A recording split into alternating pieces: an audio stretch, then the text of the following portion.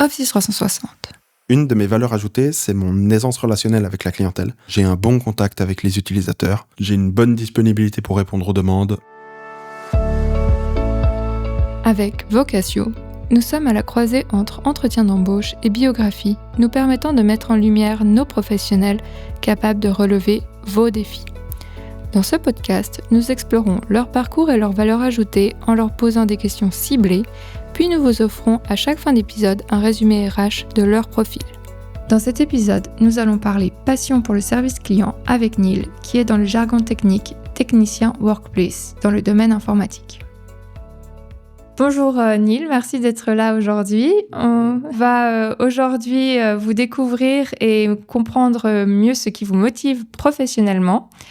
Donc la première question qu'on aimerait vous poser aujourd'hui, c'est de savoir pour chaque étape de votre parcours professionnel, quelle a été la raison de vos choix. Je pense que déjà au niveau éducation, j'ai raté mon gymnase parce que je me rends compte maintenant que j'avais pas d'objectif à ce moment-là.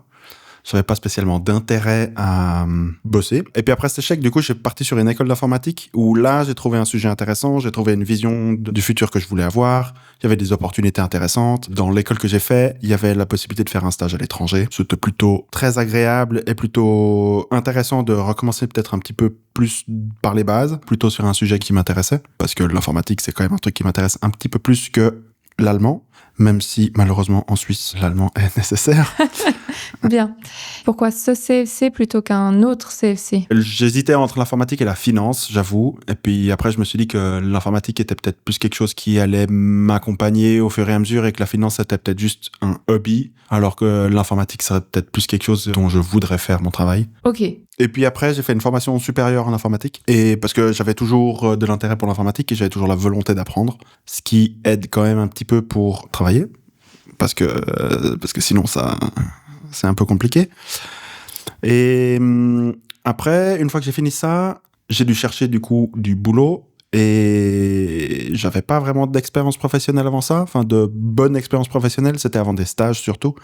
Donc je me suis dit que dans un premier temps, je voulais essayer plutôt d'avoir une expérience professionnelle et que s'il n'y avait pas spécialement de possibilité d'évolution, ça me dérangeait pas trop. Après, j'ai eu un enfant, donc je me suis dit que j'allais rester pour la stabilité, même si j'aurais bien voulu changer. Ce que j'ai fait plus tard, et quand j'ai changé d'emploi à ce moment-là, j'ai du coup pris un emploi où l'évolution semblait beaucoup plus facile. C'est une société de service, donc l'évolution était peut-être déjà à ce niveau-là plus intéressante, et surtout il y avait des situations différentes, ce qui changeait un peu de toujours avoir les mêmes problèmes ou les mêmes situations à gérer. Et puis c'était d'autres méthodes, d'autres manières chez tous les clients, donc ça implique d'autres technologies et un petit peu plus d'intérêt et un petit peu plus de possibilités d'apprendre autre chose, ce qui est plutôt intéressant. Et qu'est-ce que vous cherchez aujourd'hui ?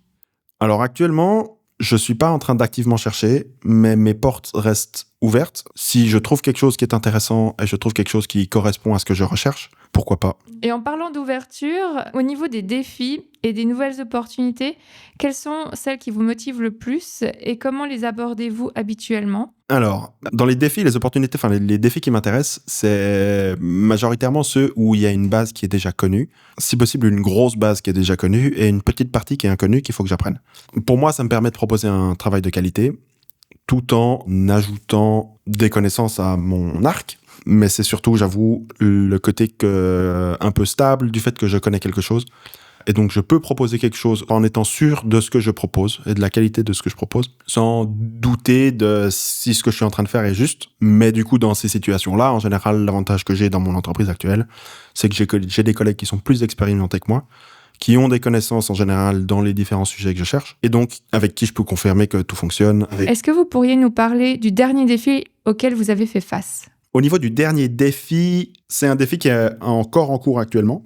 En fait, dernièrement, dans les clients qu'on a dans notre société de service, c'est des clients qui sont venus chez nous dernièrement et qui avaient du coup certaines problématiques qui étaient impactantes sur leur travail tous les jours, avec leurs outils qui ne fonctionnent pas toujours comme il faut. Donc ça, c'était un défi dans le sens où il fallait identifier les sources de ce problème Il fallait proposer des solutions, sauf que du coup, à chaque modification, ça résolvait une partie, mais ça conservait une partie du problème. Et puis, c'était aussi récupérer en soi tous les paramètres de sécurité qu'ils avaient pu avoir et qui en avaient du coup pas forcément beaucoup. Et donc, le véritable défi, c'était de proposer des solutions sans que ça impacte trop les utilisateurs et le client en lui-même. Et c'est toujours quelque chose qui est assez intéressant, surtout quand on peut rajouter d'autres facteurs autres que juste techniques. Ça peut être, par exemple, ce qu'on a eu, un petit manque de communication. On ne communiquait pas forcément de la bonne manière avec eux. On a dû modifier ceci pour leur montrer qu'on était quand même en train de faire des choses, que les choses avançaient malgré tout. Parce que de leur côté, de leur vision, ça évoluait pas forcément. Alors que de notre côté, ça évoluait souvent. Parce qu'on essayait différentes options, différentes techniques, différentes manières de faire. C'est un peu ça qu'il faut qu'on continue à faire jusqu'à ce qu'on trouve une solution qui convienne à tout le monde. Que ça soit techniquement et que ça soit au niveau de l'impression du client. Et dans ces petits défis du quotidien, qu'est-ce qui pour vous est une source de motivation ? C'est de proposer un service qui convient au client, c'est-à-dire que le client soit satisfait de notre travail, satisfait de la manière dont on interagit avec eux, qu'ils aient envie de continuer avec nous, avec du coup moi comme interlocuteur. C'est résoudre tous les problèmes qu'ils peuvent avoir, tout en leur apportant satisfaction et apportant un client fidèle, disons. C'est ça le but du défi. Ok, très bien, merci. Alors, on aimerait maintenant vous poser une question concernant le changement. Donc, lorsque les projets ou les priorités changent, comment vous maintenez de la cohérence et vous garantissez que tout continue à avancer sans accroc ? Alors pour moi, dans cette question, il y a deux côtés. Il y a le côté personnel et le côté professionnel. Actuellement, on a un gros tournus de collègues. Il y a des collègues qui partent, il y a des nouveaux qui arrivent. Pour moi, ça fait quand même partie du changement. Alors, il y a des changements qui sont positifs, d'autres changements qui sont négatifs. Parce que il y a des connaissances qui partent ou il y a alors justement des nouvelles connaissances qui arrivent. Mais c'est là où je trouve que l'avantage que j'ai moi, c'est que en fait je suis la première personne en général en tant que technicien informatique workplace qu'on appelle, c'est-à-dire le support utilisateur premier. Je suis l'interlocuteur, un des premiers interlocuteurs que l'utilisateur a et du coup je peux transmettre les différentes informations aux collègues, peu importe si le collègue change. Et donc pour moi, ça apporte une certaine cohérence à ce niveau-là, parce que en fait le point de cohérence dans tout ça, c'est moi, parce que si moi je ne change pas, l'utilisateur n'est pas spécialement impacté ou pas spécialement surpris par un changement. Il sait comment je fonctionne. Si, pour une raison X ou Y, la direction du projet doit changer par rapport à ce qui a été convenu. Cette question, la réponse est assez simple, c'est on s'adapte. Au final, étant donné que le client et la demande du client est quand même roi, on s'adapte au changement, on s'adapte aux modifications des demandes. Et puis c'est une adaptation facile pour vous ou c'est rageant ou... Non, c'est assez facile parce qu'en soi, nous-mêmes en tant qu'utilisateurs, ça nous arrive absolument de faire les mêmes choix. Je veux dire, est-ce qu'on prend un concombre bio ou un concombre pas bio ? Eh ben, des fois on prend un bio parce qu'on a envie d'un bio et des fois non. Et voilà, on n'est pas fâché quand tout d'un coup ils font ces choix.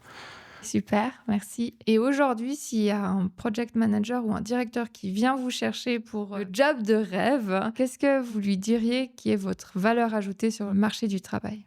Je pense que une de mes valeurs ajoutées, c'est mon aisance relationnelle avec la clientèle. J'ai un bon contact avec les utilisateurs. J'ai une bonne disponibilité pour répondre aux demandes. S'il y a une demande qui nécessite de modifier mon planning, eh ben, je le fais parce que je sais que l'utilisateur est roi jusqu'à une certaine mesure. Une des choses intéressantes dans mon travail, c'est la partie conseil auprès de l'utilisateur et accompagnement sur différentes technologies ou sur différents points, que ça soit au niveau de la pédagogie pour apprendre ou pour utiliser différentes technologies qu'ils n'ont peut-être pas l'habitude d'utiliser, de s'adapter au langage de l'utilisateur. C'est des choses que j'arrive assez facilement à faire et je pense que mes compétences techniques sont plutôt bonnes sur les éléments que je connais évidemment, sur les éléments que je connais pas. Voilà. Mais sur ceux que je connais, c'est plutôt pas mal. Mais du coup, je pense que mon aisance relationnelle, c'est quand même le point le plus important de ma valeur ajoutée. C'est à présent le temps de passer à notre appréciation. Nous avons pu cibler le profil de Neil grâce à notre test 360 Inner Self visant à déceler son fonctionnement en milieu professionnel. Neil fait preuve d'une forte motivation à atteindre ses objectifs et à progresser en relevant des défis. Par conséquent, il sera plus facilement motivé dans des environnements qui encouragent la performance et la progression. Cependant, cela ne veut pas dire qu'il s'insérera parfaitement dans une structure orientée uniquement résultat, puisqu'il se sentira plus épanoui dans un contexte où l'épanouissement personnel et professionnel est valorisé. Couplé à sa forte motivation, il présente également une grande ouverture au changement. Neil est par conséquent flexible et présente une forte capacité à s'adapter à de nouvelles situations. Il explore ainsi avec plaisir de nouvelles méthodes, perspectives ou innovations dans tous les aspects de son travail. Au niveau collaboratif, trouver le juste équilibre entre assertivité et collaboration est important pour lui. Il est attentif aux contributions et aux perspectives des autres, tout en sachant défendre ses idées, y compris celles à contre-courant. Il le fait cependant avec finesse, ce qui peut favoriser le travail d'équipe en influençant ses collègues à construire leur point de vue. Pour rester flexible et rester ouvert au changement, Neil a cependant besoin de cohérence et de fiabilité pour assurer de la continuité au sein de son travail. Cette capacité à allier flexibilité, constance et engagement fait de lui un profil solide, capable de naviguer efficacement dans l'innovation. L'épisode de Vocatio sur Neil est à présent terminé, mais sa carrière continue. Si vous avez été intrigué par son profil et que vous avez une opportunité qu'il ne saurait refuser, n'hésitez pas à nous contacter à notre adresse email contact@office360.ch.